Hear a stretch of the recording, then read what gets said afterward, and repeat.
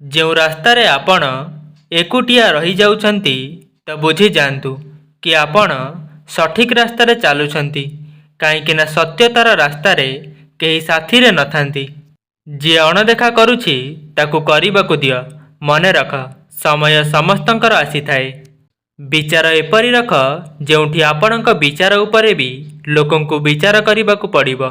ନିଜର ପ୍ରଶଂସା ନିଜେ ହିଁ କରିନିଅ, କାହିଁକିନା ନିନ୍ଦା କରିବାକୁ ତ ସାରା ଦୁନିଆ ଚାହିଁ ବସିଛି। ଗୋଟିଏ ଡିଆସିଲ କାଠି ଅନ୍ୟକୁ ଜଳାଇବା ପୂର୍ବରୁ ପ୍ରଥମେ ନିଜେ ହିଁ ଜଳିଥାଏ। ସେହିପରି କ୍ରୋଧ ଅନ୍ୟର କ୍ଷତି କରିବା ପୂର୍ବରୁ ପ୍ରଥମେ ଆମ ନିଜର ହିଁ କ୍ଷତି କରିଥାଏ। ଜୀବନରେ ସୁଖ ଆମ ଅହଙ୍କାରର ପରୀକ୍ଷା ନେଇଥାଏ ଏବଂ ଦୁଃଖ ଆମ ଧୈର୍ଯ୍ୟର ପରୀକ୍ଷା ନେଇଥାଏ।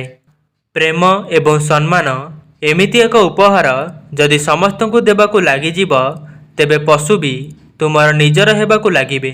ଯେଉଁଦିନ ତୁମକୁ ନିଜର ମୂଲ୍ୟ ଜଣାପଡ଼ିଯିବ, ସେହିଦିନଠାରୁ ତୁମକୁ କିଏ ନିନ୍ଦା କରୁ କିମ୍ବା ପ୍ରଶଂସା କରୁ, ଏହା କିଛି ଫରକ ପକାଇବ ନାହିଁ।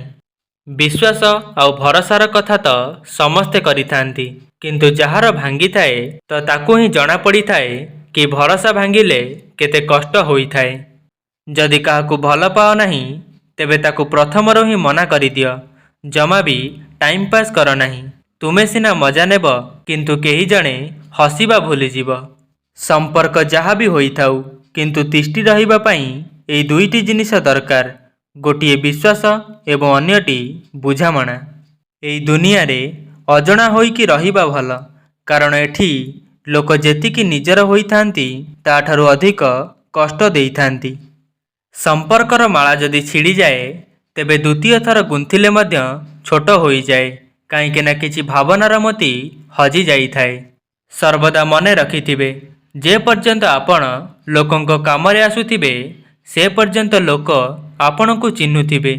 ଯେମିତି ଦୀପ ଜଳିବା ପରେ ଡିଆସିଲ କାଠିକୁ ଫୋପାଡ଼ି ଦିଆଯାଏ। ସଂସାରରୁ ସମସ୍ତେ ଦିନେ ଚାଲିଯିବା, ପଛେ ସେ ମଣିଷ ହେଉ କିମ୍ବା ସକାଳର ଉଦୟ ହୋଇଥିବା ସୂର୍ଯ୍ୟ ବି ହେଉ। କେତେ ଭଲ ହୁଅନ୍ତା ନା ଜୀବନରେ ଏମିତି ଜଣେ ମଣିଷ ରହିବା, ଯିଏ ତୁମ ସହିତ ରହିବା ଛଡ଼ା ଆଉ କିଛି ବି ଚାହେଁନା। କାହାକୁ ମନେ ପକାଇ ବାରମ୍ବାର କାନ୍ଦିଲେ ହୃଦୟର ଦୁଃଖ କମି ନଥାଏ। ପ୍ରେମ ତ ଭାଗ୍ୟରେ ଲେଖାଥାଏ, କାହା ବିରହରେ ଜଳିଲେ କେହି ନିଜର ହୋଇନଥାଏ। ସେହି ମଣିଷର ପ୍ରେମକୁ କେବେ ବିଶ୍ୱାସ କର ନାହିଁ, ଯିଏ କଥା କଥାରେ ତୁମକୁ କୁହେ କି ତୁମ ଛଡ଼ା ମୁଁ ଆଉ କାହାକୁ ଭଲ ପାଇନି। ମଣିଷର ବି ଅଜବ ଗୁଣ ଅଛି। ମୃତ ଲୋକଙ୍କ ପାଇଁ କାନ୍ଦେ ଏବଂ ବଞ୍ଚିଥିବା ଲୋକଙ୍କୁ କନ୍ଦାଏ। ନିଜକୁ ହରେଇ ଅନ୍ୟକୁ ପାଇବା ପ୍ରେମ ନୁହେଁ, ମୂର୍ଖାମି ହୋଇଥାଏ। କାହାକୁ କନ୍ଦେଇ କେହି କେବେ ହସି ପାରିନି, ଏହା ବିଧିର ବିଧାନ ହୋଇଥାଏ, ଯାହାକୁ ଆଜି ଯାଏଁ କେହି ବୁଝିପାରିନି। ଜୀବନରେ ଏବେ କାହାରି ପାଖରେ ଅସନ୍ତୁଷ୍ଟି ନାହିଁ କି କାହାଠାରେ ଅଭିଯୋଗ ନାହିଁ। ବାସ୍ ଜୀବନରେ ଏବେ କେବଳ ସ୍ୱାର୍ଥପର ଲୋକଙ୍କୁ ଅଣଦେଖା କରି ଆଗକୁ ବଢ଼ିବାର ଅଛି। ସମସ୍ତଙ୍କୁ ସବୁ କଥାର ଉତ୍ତର ଦେବା ଜରୁରୀ ନୁହେଁ। ବହୁତ ଜାଗାରେ ହୃଦୟକୁ ପଥର କରିବାକୁ ପଡ଼ିଥାଏ ଏବଂ ଅଣଦେଖା କରିବାକୁ ପଡ଼ିଥାଏ, କାହିଁକିନା ସବୁ ଲୋକ ଆପଣଙ୍କୁ ବୁଝିପାରିବେ ନାହିଁ, ଆଉ ସବୁ ଲୋକଙ୍କୁ ଆପଣ ବୁଝେଇ ପାରିବେ ନାହିଁ। ସେହି ଲୋକକୁ କେବେ କଷ୍ଟ ଦିଅ ନାହିଁ ଯିଏ ତୁମକୁ ତା ହୃଦୟରୁ ଭଲ ପାଉଥାଏ, ନଚେତ୍ ଗୋଟେ ଦିନ ଏମିତି ଆସିବ ହୃଦୟ ତମ ପାଖରେ ଥିବ, କିନ୍ତୁ ହୃଦୟରୁ ଚାହୁଁଥିବା ମଣିଷ ତୁମ ପାଖରେ ନଥିବ। ଲୁହ ଝରେଇଲେ କେହି କେବେ ନିଜର ହୋଇନଥାଏ, ଆଉ ଯିଏ ନିଜର ହୋଇଥାଏ ସେ କେବେ ବି କନ୍ଦେଇବାକୁ ଦେଇନଥାଏ। ସମ୍ପର୍କ ପାଇଁ ଯଦି ସମୟ ବାହାର ନ କରିବ, ଦିନେ ସମ୍ପର୍କ ସମୟ ଭିତରୁ ସମ୍ପର୍କକୁ ହିଁ ବାହାର କରିଦେବ। ଯାହାକୁ ତୁମେ ଭଲ ପାଉଛ କେବଳ ତାଙ୍କଠାରୁ ଅଧିକ ଆଶା ରଖ ନାହିଁ, କାରଣ ଧୋକା ଭଲ ପାଇବା ଦେଇନଥାଏ, ବରଂ ଧୋକା କରାଯାଇଥିବା ଆଶା ଦେଇଥାଏ। ଯଦି ନିଜର କିଏ ଆଉ ପର କିଏ ଚିହ୍ନିବାକୁ ଚାହୁଁଛ, ତେବେ ତାଙ୍କ ସହିତ କିଛି ଦିନ କଥା ହେବା ବନ୍ଦ କରିଦିଅ। ଦେଖିବେ ଯିଏ ପର ସିଏ ଆପଣଙ୍କୁ ଭୁଲିଯିବ ଏବଂ ପରେ ପରିସ୍ଥିତିର ହଜାରେ କାହାଣୀ କହିବ। ଇଏ କଳିଯୁଗ, ଏହାର ସବୁଠାରୁ ବଡ଼ ପ୍ରମାଣ। ଏଠି ଖରାପ ମଣିଷ ସହ ଖରାପ ହେଉ କି ନ ହେଉ, କିନ୍ତୁ ଭଲ ମଣିଷ ସହ ଖରାପ ନିଶ୍ଚିତ ହୋଇଥାଏ। ଯେଉଁ ପର୍ଯ୍ୟନ୍ତ ଆମେ ଦେଇଥାଉ, ତାଙ୍କ ସ୍ୱାର୍ଥ ପାଇଁ କିଛି କରିଥାଉ, ସେ ପର୍ଯ୍ୟନ୍ତ ଆମେ ତାଙ୍କ ନିଜର ହୋଇଥାଉ। तुम पाई पागल हेउथिबा लोक जदि तुमको अणदेखा करबाकू लागे तेबे बुझी जाओ जे तार स्वार्थ सरीगला।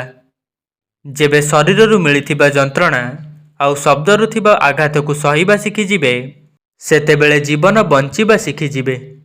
मिछ प्रेम करुथिबा नारी तुमठारू एई दुईटी कथा निश्चय लुचेइब।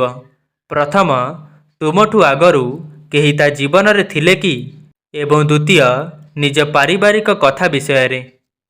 मनीष सेतेबेले हारी जाए कि जहाकू से निजर सबुकिछि भाबुछि सेई व्यक्ति पाखरे तार कौनसी मूल्य नहीं। निजकू सबुबेले खास भावी बंचिबा शिखंतु, काहेकि ना ईश्वर कौनसी जिनिस को बेकार बनेई नथांती।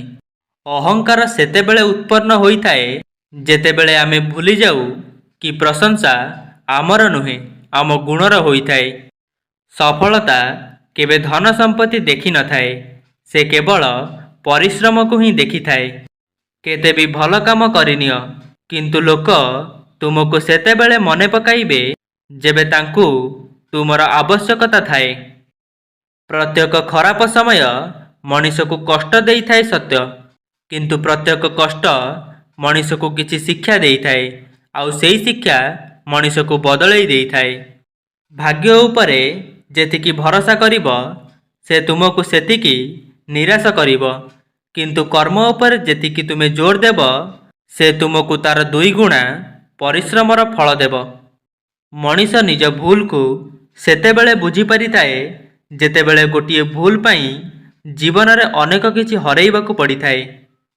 संपर्क केबे दूरत्वरु शेष होई न थाए। संपर्क तो शेष होई थाए अहंकार, असम्मान आउ विश्वासघातकता पाई।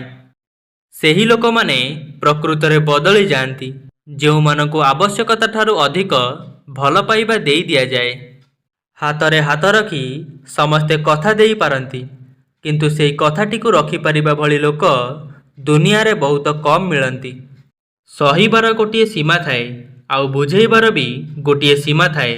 एई दुईटी जेतेबेले सीमा पार होई जाए मनीषर सबु संपर्क सेहीठारे ही शेष होई जाए।